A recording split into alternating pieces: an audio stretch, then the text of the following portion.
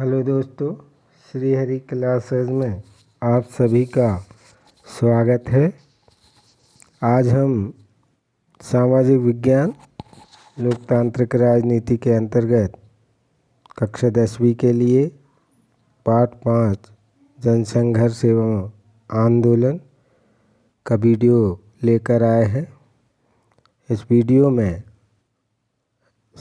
पाठ के अंतर्गत आने वाले अभ्यास के सभी प्रश्नों का उत्तर मैं आपको समझाऊंगा। जो भी लोग हमारे चैनल पर नए हैं वो चैनल को सब्सक्राइब करें, अपने दोस्तों और मित्रों को शेयर करें, लाइक करें। धन्यवाद। पहला प्रश्न है, निम्नलिखित प्रश्नों के उत्तर दीजिए। दबाव समूह और आंदोलन राजनीति को किस प्रकार प्रभावित करते हैं? तो लोग, इसका उत्तर हो जाएगा, लोग सरकार से अपनी मांगें मनवाने के लिए कई तरीके अपनाते हैं। लोग इसके लिए संगठन बनाकर अपने हितों को बढ़ावा देने वाले कार्य करते हैं, जिससे हित समूह कहते हैं, जिसे हित समूह कहा जाता है। कभी कभी लोग बगैर संगठन बनाए अपनी मांगों के लिए एकजुट होने का फैसला करते हैं। ऐसे समूह को आंदोलन कहा जाता है। ये हित समूह या दबाव समूह और आंदोलन राजनीति पर कई तरह से असर डालते हैं। दबाव समूह और आंदोलन अपने लक्ष्य तथा गतिविधियों के लिए जनता का समर्थन और सहानुभूति हासिल करने की कोशिश करते हैं। इसके लिए सूचना अभियान चलाना, बैठक आयोजित करना अथवा अर्जी दायर करने जैसे तरीकों का सहारा लिया जाता है। ऐसे अधिकतर समूह मीडिया को प्रभावित करने की कोशिश करते हैं ताकि उनके मसलों पर मीडिया ज़्यादा ध्यान दे। ऐसे समूह अक्सर हड़ताल अथवा सरकारी कामकाज में बाधा पहुंचाने जैसे उपायों का सहारा लेते हैं। दबाव समूह तथा आंदोलनकारी समूह ऐसी युक्तियों का इस्तेमाल करते हैं कि सरकार उनकी मांगों की तरफ ध्यान देने के लिए बाध्य हो जाए। व्यवसाय समूह अक्सर पेशेवर लाभिष्ट नियुक्त करते हैं अथवा महंगे विज्ञापनों को प्रायोजित करते हैं। दबाव समूह अथवा आंदोलनकारी समूह के कुछ व्यक्ति सरकार को सलाह देने वाली समितियों और आधिकारिक निकायों में शिरकत कर सकते हैं। इस प्रकार दबाव समूह और आंदोलन दलीय राजनीति में सीधे भाग नहीं लेते, लेकिन वे राजनीतिक दलों पर असर डालना चाहते हैं। अगला प्रश्न है दूसरा, दबाव समूहों और राजनीतिक दलों के आपसी संबंधों का स्वरूप कैसा होता है, वर्णन करें। तो इसका उत्तर हो जाएगा, दबाव समूह दलीय राजनीति में सीधे भाग नहीं लेते, लेकिन वे चुनावों के समय तथा चुनावों के बाद राजनीतिक दलों पर असर डालना चाहते हैं। दबाव समूह राजनीतिक दलों के माध्यम से ही अपनी मांगें मनवाने की कोशिश करते हैं। दबाव समूह और राजनीतिक दल के बीच रिश्ता कई रूप धारण कर सकता है। कुछ मामलों में दबाव समूह राजनीतिक दलों द्वारा ही बनाए गए होते हैं अथवा उनका नेतृत्व राजनीतिक दलों के नेता करते हैं।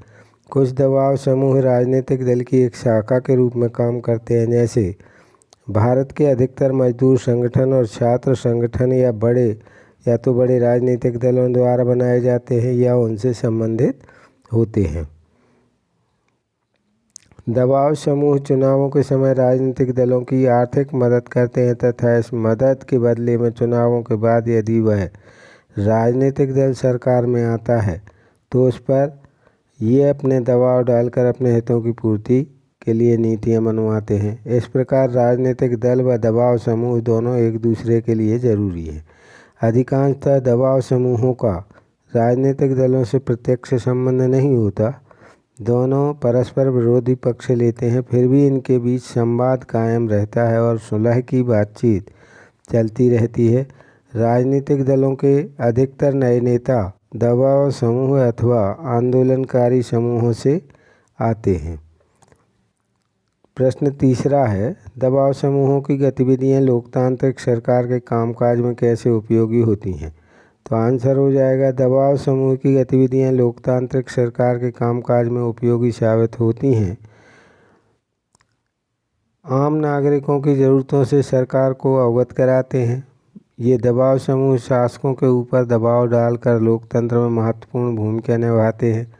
सरकारें अक्सर धनी और ताकतवर लोगों के अनुचित दबाव में आ जाती हैं। जनसाधारण के हित समूह इस अनुचित दबाव के प्रतिकार में उपयोगी भूमिका निभाते हैं और आम नागरिकों की ज़रूरतों और समस्याओं से सरकार को अवगत कराते हैं।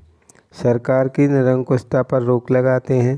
सरकार पर यदि कोई एक समूह अपने हित की नीति बनाने के लिए दबाव डालता है तो दूसरा समूह उसके प्रतिकार में दबाव डालेगा कि नीतियाँ उस तरह से न बनाई जाएं। सरकार निरंकुश नहीं हो पाती। ये समूह सरकार पर अंकुश बनाए रखते हैं तथा सरकार को ये भी पता चलता रहता है कि समाज के विभिन्न वर्ग क्या चाहते हैं। इससे परस्पर विरोधी हितों के बीच सामंजस्य बिठाना तथा शक्ति संतुलन करना संभव होता है। प्रश्न चौथा है, दबाव समूह क्या है, कुछ उदाहरण बताइए। समान आर्थिक हितों वाले वर्ग सरकार से अपनी मांगें मनवाने तथा हित पूरे करने के लिए संगठन बनाकर सरकार पर दबाव डालने का काम करते हैं। इन्हें दबाव समूह कहा जाता है। ये दबाव समूह किसी खास वर्ग के हितों को बढ़ावा देना चाहते हैं। मजदूर संगठन, व्यावसायिक संगठन और वकीलों, डॉक्टरों और शिक्षकों के निकाय इस तरह के दबाव समूह के उदाहरण हैं। यानी जितने भी ये समूह होते हैं अलग अलग विभागों के, ये सब दबाव समूह के उदाहरण हैं। ऐसे दबाव समूहों का सरोकार पूरे समाज का नहीं बल्कि अपने सदस्यों की बेहतरी और कल्याण के लिए होता है। प्रश्न 5वां है, दबाव समूह और राजनीतिक दल में क्या अंतर है। इसका उत्तर हो जाएगा, दबाव समूह और राजनीतिक दल में निम्नलिखित अंतर है। इसको चाहें तो नंबर भी दे सकते हैं। नंबर 1, दबाव समूह का लक्ष्य सत्ता पर प्रत्यक्ष नियंत्रण करने अथवा हिस्सेदारी करने का नहीं होता, जबकि राजनीतिक दलों का लक्ष्य सत्ता पर प्रत्यक्ष नियंत्रण करके सरकार बनाना या विरोधी दल के रूप में सरकार पर नियंत्रण रखना होता है। दूसरा हो जाएगा, दबाव समूह का निर्माण तब होता है जब समान पेशे, हित, आकांक्षा और मत के लोग एक समान उद्देश्य को प्राप्त करने के लिए एकजुट हों। राजनीतिक दल के निर्माण के लिए केवल समान राजनीतिक विचारधारा के लोगों का एकजुट होना जरूरी है, चाहे उनके आर्थिक हित अलग अलग हों। राजनीतिक दलों को, तीसरा हो जाएगा, राजनीतिक दलों को चुनाव के समय जनता का सामना करना पड़ता है, जबकि दबाव समूहों को जनता के समर्थन की आवश्यकता नहीं होती। चौथा है, दबाव समूह दलीय राजनीति में सीधे भाग नहीं लेते लेकिन राजनीतिक दलों पर असर डालना चाहते हैं, जबकि राजनीतिक दल सीधे दलीय राजनीति में भाग लेना चाहते हैं। प्रश्न 6वां है, जो संगठन विशिष्ट सामाजिक वर्ग जैसे मजदूर, कर्मचारी, शिक्षक और वकील आदि के हितों को बढ़ावा देने की गतिविधियां चलाते हैं उन्हें क्या कहते हैं। तो इसका उत्तर हो जाएगा दबाव समूह। प्रश्न 7, निम्नलिखित में से किस कथन से स्पष्ट होता है कि दबाव समूह और राजनीतिक दल में अंतर होता है। इसमें ये कुछ वाक्य दिए गए हैं। पहला दिया है का, राजनीतिक दल राजनीतिक पक्ष लेते हैं जबकि दबाव समूह राजनीतिक मसलों की चिंता नहीं करते। खा, दबाव समूह कुछ लोगों तक ही सीमित होते हैं जबकि राजनीतिक दल का दायरा ज़्यादा लोगों तक फैला होता है। ग, दबाव समूह सत्ता में नहीं आना चाहते जबकि राजनीतिक दल सत्ता हासिल करना चाहते हैं। घा है, दबाव समूह लोगों को लामबंदी नहीं करते जबकि राजनीतिक दल करते हैं। तो इसका सही उत्तर हो जाएगा ग, दबाव समूह सत्ता में नहीं आना चाहते जबकि राजनीतिक दल सत्ता हासिल करना चाहते हैं। प्रश्न 8वां, सूची में संगठन और संघर्ष का मिलान सूची 2 से कीजिए और सूचियों के नीचे दी गई सारणी से सही उत्तर चुनिए। अब इसमें जो 4 पॉइंट दिए हैं इनके सही उत्तर आपको समझ लेना है और उसके बाद जो अगली सारणी दी है उसमें सही उत्तर दिया हुआ है। उसमें से किसी एक उत्तर का चयन करना है। का खा गा घा होगा या खा गा घा का होगा। जो भी इसमें सही पड़ता है वो आगे की सारणी में दिया हुआ है।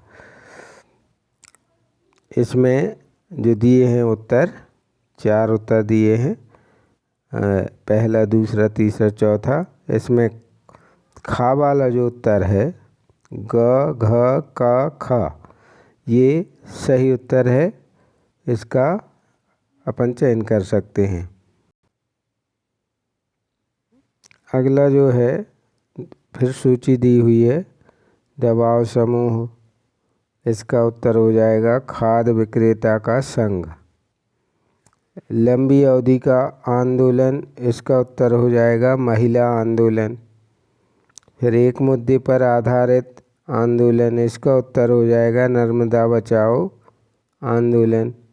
फिर राजनीतिक दल, इसका उत्तर हो जाएगा ख असम गण परिषद। ये एक राजनीतिक दल है असम का। तो इस तरह से इसके उत्तर हो जाएंगे।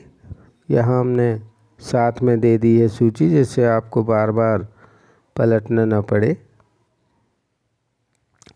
प्रश्न 10वां है दबाव समूह और राजनीतिक दलों के बारे में निम्नलिखित कथनों पर विचार कीजिए। पहला है दबाव समूह समाज के किसी खास तबके के हितों की संगठित अभिव्यक्ति होते हैं। ख दबाव समूह राजनीतिक मुद्दों पर कोई न कोई पक्ष लेते हैं। ग सभी दबाव समूह राजनीतिक दल होते हैं। अब नीचे दिए गए विकल्पों में से सही विकल्प चुनें। इसमें से 4 उत्तर दिए हुए हैं, 4 में से एक सही है। तो बा वाला जो है का और खा, ये सही उत्तर हो जाएगा। का और खा ऊपर के दोनों सही हैं।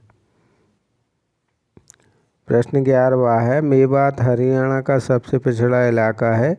यह गुड़गांव और फरीदाबाद ज़िले का हिस्सा हुआ करता था। मेवात के लोगों को लगा कि इस इलाके को अगर अलग ज़िला बना दिया जाए तो इस इलाके पर ज़्यादा ध्यान दिया जाएगा, लेकिन राजनीतिक दल इस बात में कोई रुचि नहीं ले रहे थे। सन 1996 में Mewat education and social organization तथा मेवात साक्षरता समिति ने अलग जिला बनाने की मांग उठाई। बाद में सन 2000 में मेवात विकास सभा की स्थापना हुई।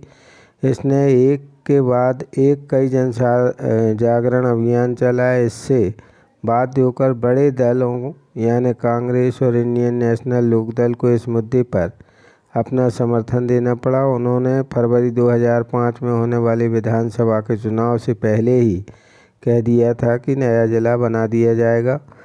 नया जिला सन 2005 की जुलाई में बना दिया गया। इस उदाहरण में आपको आंदोलन, राजनीतिक दल और सरकार के बीच क्या रिश्ता नज़र आता है? क्या आप कोई ऐसा उदाहरण दे सकते हैं जो इससे अलग रिश्ता बताता हो? तो इसका उत्तर हो जाएगा इस उदाहरण में देखा गया कि मेवात को अलग जिला बनाने के लिए दबाव समूह और आंदोलनों ने राजनीतिक दलों व सरकार को प्रभावित किया।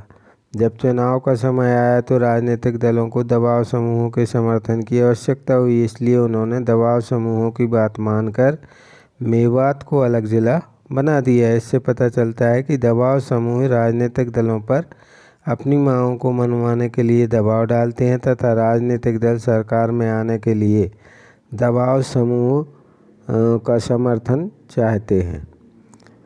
इस तरह से ये हमारा जो वीडियो था ये पूरा हुआ। आप सभी का देखने के लिए धन्यवाद। Please like, share and subscribe this channel. Thanks for watching this video. धन्यवाद।